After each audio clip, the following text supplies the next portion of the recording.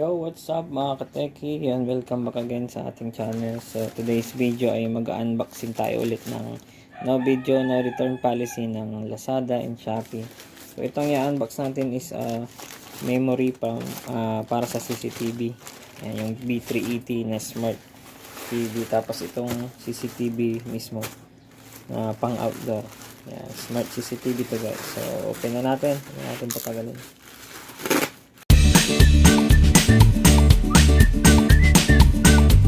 B380 dapat itong natin.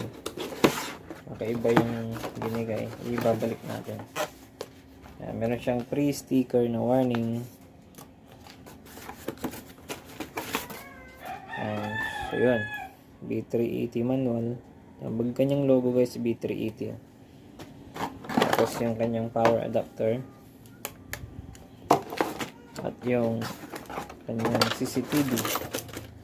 Okay, so yung unang in-unbox natin, yung unang-una is white to. So yun yung natatanggal. Pero madali naman siyang remedyohan. Kasi hindi ko na naipakita dun sa video. So yung in-unbox naman namin dun sa mismong bahay nung nagpagawa, ito yun, black. Yan, outdoor type. So meron siyang internet, tsaka ito. Tapos may kasama siyang ito, para sa hindi siya mabasa.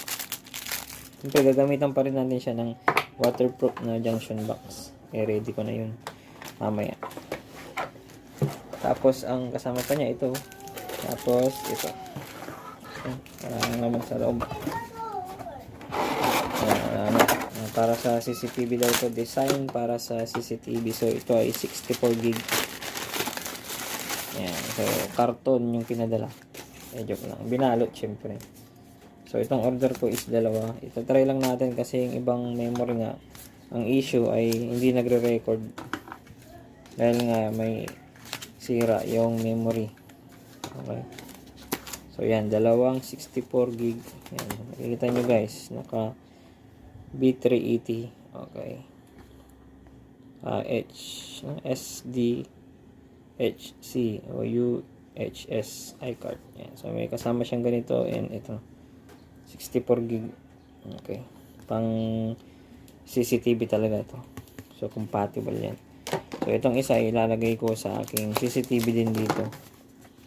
Kung gusto nyo bumili guys, i-PM nyo lang ako. O ilalagay ko yung link sa description box. Yan. Yan. Okay. So, hindi ito pwede sa piece of wifi guys. Guys, i-try na natin itong CCTV natin. Okay, saksak ko yung kanyang power supply ng grid na. Gumagana. Okay. Tapos ito naman is dito sa power. And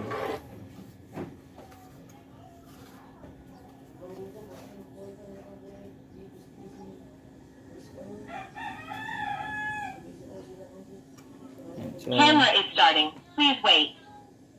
So, okay na, nagsalita na.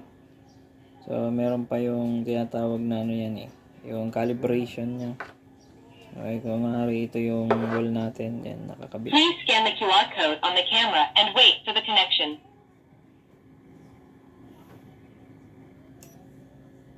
Yan, calibration niya yan guys. Kaya umiikot. Pagka switch nyo, iikot.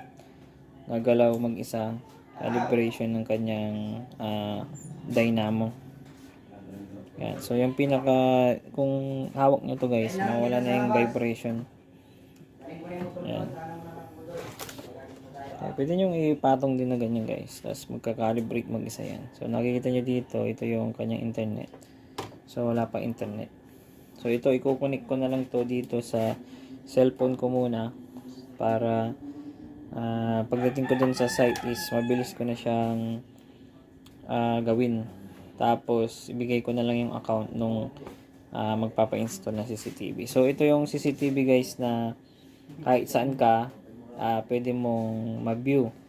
Kasi, nakakonect siya sa wifi. Kailangan may internet sa bahay. Pero kung gagamitin mo pang offline lang, okay lang din. Mare-record naman niya. Tapos, mare-replay mo yung video gamit yung SD natin. Diyan, magsisave. Kaya kung pang offline lang, taasan nyo na lang tong RAM nya para ma-save niya kahit isang linggo. At least ang mas mataas dito sa 64 gig.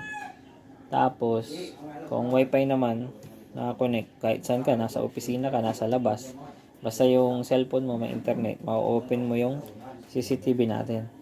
Okay? Ayan. So, try natin yung ibang CCTV natin, open natin doon sa sa internet natin. Mamaya pagka na-install na yan. So, yan. Goods na. Gumagana naman kahit papaano.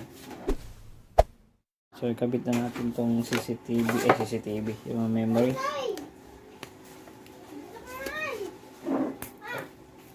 Ayun.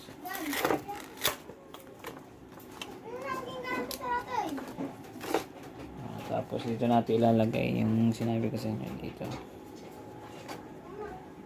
So may guide yan guys. Yung ayaw pumasok, yan, tutunog yan guys. Yan. So dito yung black nya, doon yung may design sa kabila. Yan. Ito yung may design sa likod. Yan. Okay. So, check nyo dun sa, sa setting. Yan sa B380 Pro nyo kung nababasa niya na yung memory. Pagka di pa niya nababasa, i-off nyo lang tong CCTV, tas i-on nyo. Yan, mababasa niya na yung memory. Okay? So, yun lang.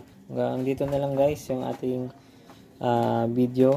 Maraming salamat sa panonood, and kung gusto nyo pang panoorin yung paano install tong CCTV guys, sa ibang description ng video natin. Maraming salamat, and kung di pa kayo na-subscribe, subscribe na guys, and click nyo yung notification bell para ma-notify kayo sa mga bagong upload natin na video. Pa-like and share na rin guys. Maraming salamat, and God bless po.